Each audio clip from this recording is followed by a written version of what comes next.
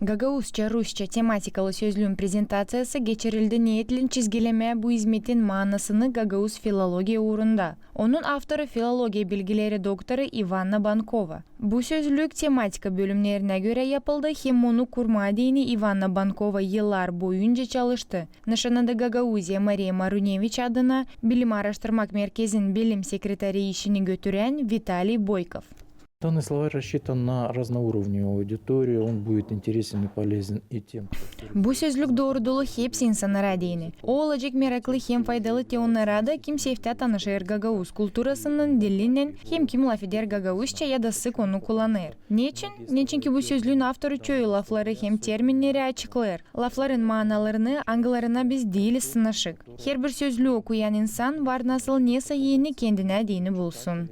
И каждый, читающий этот словарь, узнает из него для себя что-то новое и полезное. Бу сөзлүүн маанасы үчүн бүтүн Гагауз билимине дейни анытты Комрат Девлет университетин халклар арасы байлантылары проректору Людмила Федотова. Онун бакышына көрө сөзлүклерин маанасы дилин корунмасы хем илерлемеси үчүн паасыз. Выпуск словарей очень... Сөзлүклерин типарланмасы Гагаузиян яшамасында пек өнемни пай алыр. Нечинки биз савашырыз дили илерлетме да сөзлүклер эң лазымны киятлар аңгылары хер бир инсанда лазым болсунар. Онун үчүн бу пек өнемни. Дил сади университеде хем студентлери дейни, ама бүтүн долаяда. Бир лафлан евда сөзлүклер лазым болсунар. Нечинки бирде икиде ачан Гагауз дилинде лафы, онун маанасын унудырсын, да кетиремерсин аклына бар насыл бакасын сөзлүктө. Кенди бакышыны бу сөзлүүн маанасы үчүн ачыклады Комрат Девлет университетин Гагауз филология кафедра темсинчилери нышанайып. Ани бу сөзлүк чөй лафларын маанасыны ачыкламай жардым эдежек, дата анашылы япажек. Иван Дмитриевна бүтүн ковидине битки вакытыны койду.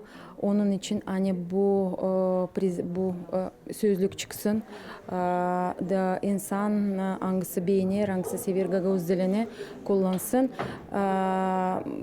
Umutlanırım, eminanırım. Hani o olacak büyük bir fayda bizim Gagauz dilinin öğrenmesinde, ilerlemesinde.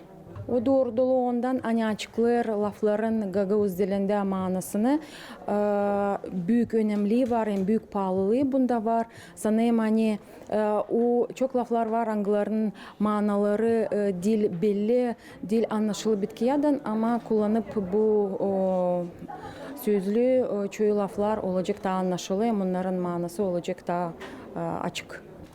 Biz biliriz, hani bu sözlük faydalı olacak hepsine kim araştırır Gagauz gramatikasını, kim çalışır Gagauziyada öğretim kurumunda, hem de studentlere de, öğrencilere de kim araştırır, kim ister bilmek Gagauz dilini. Yeni sözlük bugünkü günde Gagauz dilini öğrenen hem kendi bilgilerini bu uğurda zedeletmeyi isteyen gençlere deyine de meraklı olacak.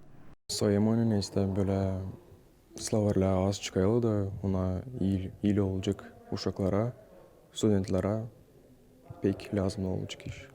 Yazasıla сочинение, либо изложение, ona yarımçık uroklada, paralda pek lazım olacak.